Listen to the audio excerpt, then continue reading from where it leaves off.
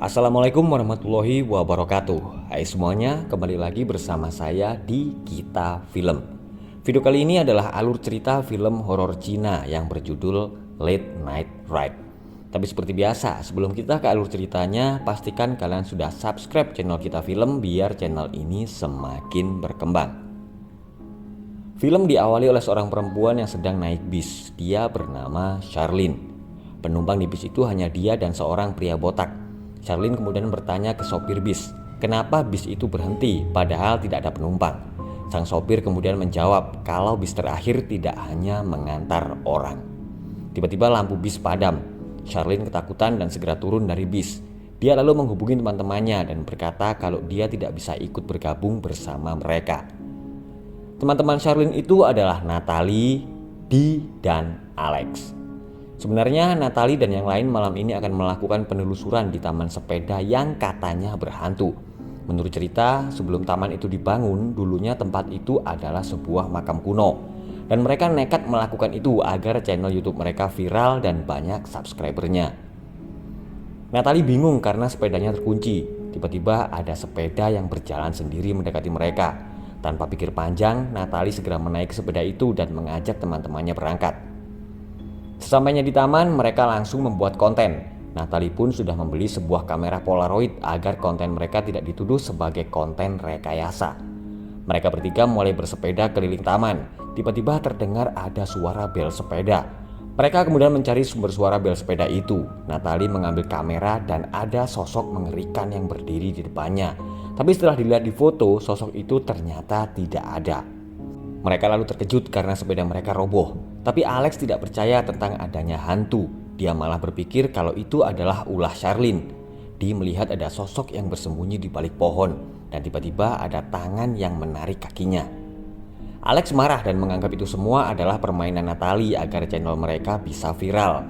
Akhirnya Alex dan Dee pulang dan tidak mau melanjutkan konten mereka. Tapi tidak dengan Natalie. Dia akan terus melanjutkan penelusurannya. Dee dan Alex bingung karena mereka merasa dari tadi hanya berputar-putar saja mengelilingi taman. Mereka lalu lari ketakutan saat ada sesuatu di balik papan peta taman. Natalie terkejut saat melihat ada bayangan di belakangnya. Dia segera mengambil kamera dan benar saja ada sosok hantu yang ikut selfie berada di belakangnya. Dia pun segera menghubungi teman-temannya termasuk Charlene.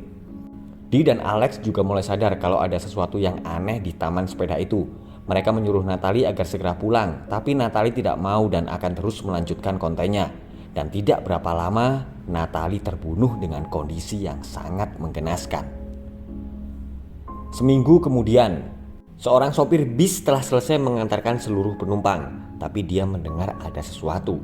Dia pun segera pergi ke atas untuk mengecek keadaan. Tiba-tiba dia melihat ada anak kecil yang berlari di depannya. Anak kecil itu bernama Josh dan dia memang sering naik bis sendirian di malam hari.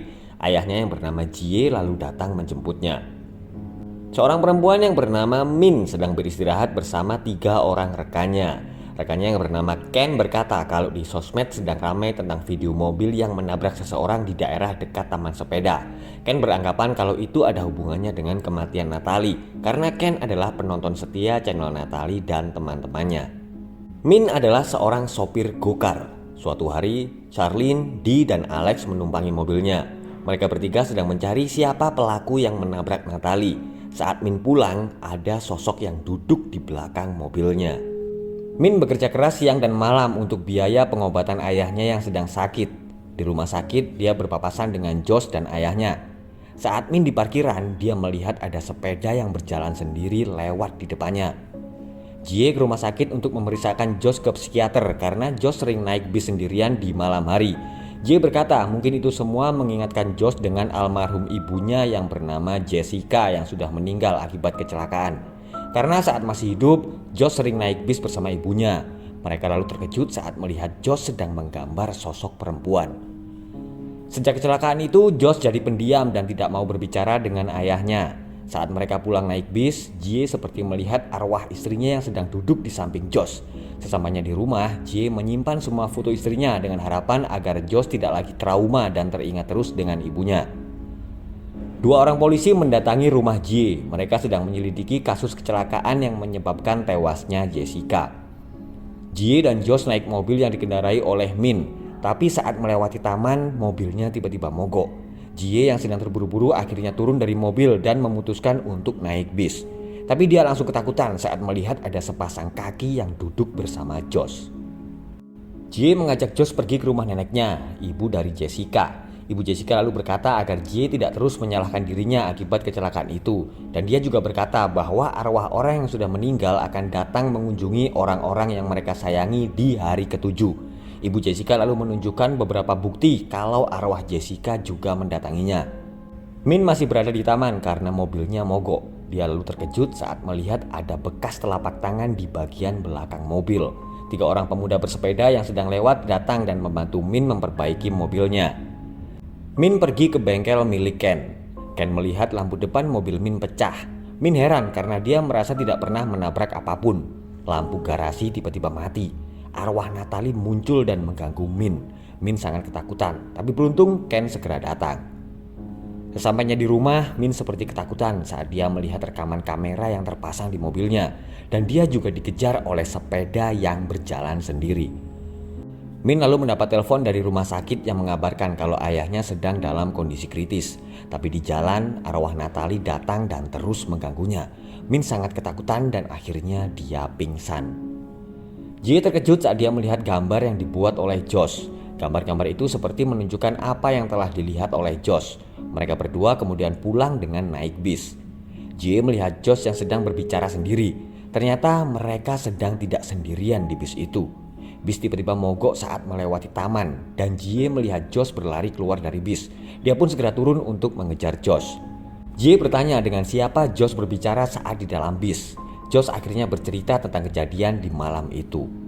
Saat itu mereka bertiga sedang naik mobil. Jessica mengetahui kalau Jie selingkuh dengan teman sekantornya yang bernama Tracy. Mereka berdua lalu bertengkar. Jessica meminta cerai dan akan mengambil semua uang di rekening mereka. Dan saat melewati taman, mereka terkejut karena ada Natalie yang sedang mengambil foto di tengah jalan. Ternyata mobil mereka menabrak tiang lampu dan tidak menabrak Natalie. Natalie panik dan ketakutan. Dia lalu pergi meninggalkan mereka. Jie menolong istrinya yang sedang sekarat. Tapi karena teringat dengan perkataan Jessica yang akan mengambil semua uang di rekeningnya, Jie akhirnya menghabisi istrinya. Sementara itu, Josh yang masih hidup melihat ayahnya pergi meninggalkan mereka berdua. Itulah sebabnya setelah kejadian itu Josh sangat membenci ayahnya. Arwah Jessica memanggil Josh dari seberang jalan. Jie yang berlari akan menyelamatkan anaknya akhirnya tertabrak mobil.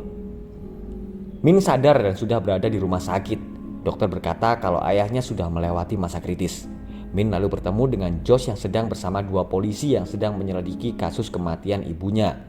Min lalu mengambil kartu memori kamera mobilnya. Ternyata yang menabrak Natalie adalah Min. Saat itu dia yang sedang dalam kondisi mengantuk menabrak Natalie yang tiba-tiba menyeberang jalan. Min akhirnya mengakui perbuatannya dan menyerahkan diri ke polisi. Nah, itu tadi guys alur cerita film horor Cina yang berjudul Late Night Ride. Terima kasih sudah menonton dan sekali lagi pastikan teman-teman semua sudah subscribe channel ini biar nggak ketinggalan video-video berikutnya. Wassalamualaikum warahmatullahi wabarakatuh.